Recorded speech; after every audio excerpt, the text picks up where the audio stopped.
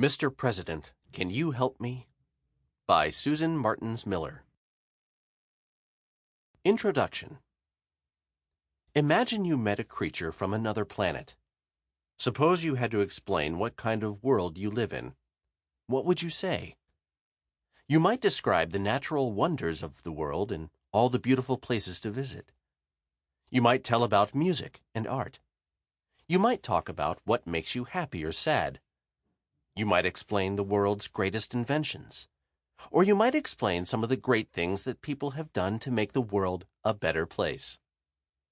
This book is about presidents of the United States who worked to make the world a better place. Some of them are famous because of what they accomplished while they were president.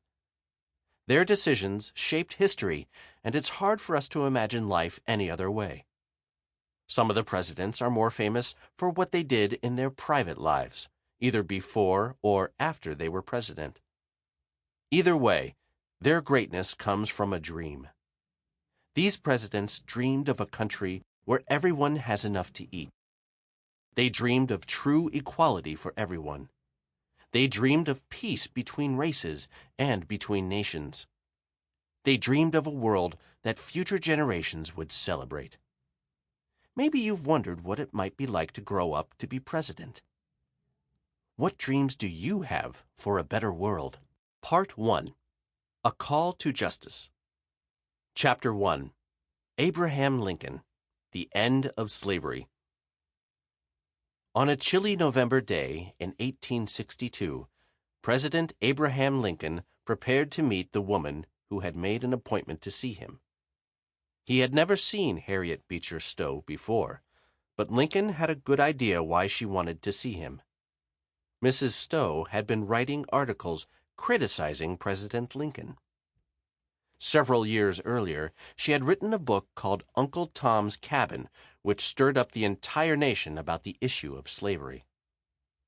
Now Mrs. Stowe was waiting to see the president. Lincoln politely offered his hand in a friendly greeting. According to legend, Lincoln joked, "So you're the little lady who started this great war." Then he invited Mrs. Stowe to sit down and talk. Lincoln listened carefully to Mrs. Stowe's opinion. She insisted that he must end slavery immediately. For too long, she thought, he had waffled on this issue. He was the only person who could do anything about it. The time had come for bold action. Was the president courageous enough to take a stand and do the right thing?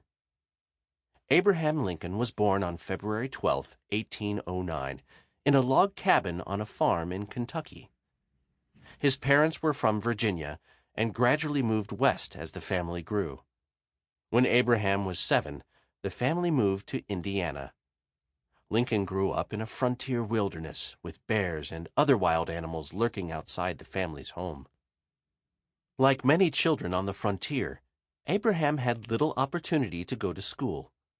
His father needed his help running the farm. Chores did not leave much time to attend classes. But Abraham did not let that stop him from getting an education. He learned to read, write, and do arithmetic. Abraham read avidly and borrowed books whenever he could. As a young adult, Abraham Lincoln moved with his family to Illinois. He worked on a flatboat and traveled down the Mississippi River to New Orleans. Later, in New Salem, Illinois, he operated a store, served as postmaster, and worked as a land surveyor. During these years, Lincoln continued his quest for education by privately studying to be an attorney. He achieved this goal in 1836, when he was licensed to practice law. In 1844, with his new wife, Mary Todd Lincoln. Along with building his law practice, Lincoln entered the world of politics. In 1832, he ran for the Illinois legislature and lost. But he didn't give up. He ran again and won 4 times in a row. In 1846, Lincoln was ready to move into national politics. He ran for the United States House of Representatives and won. While he served as a representative of Illinois in Washington, D.C., Lincoln gained a reputation for being a Sample complete. Ready to continue?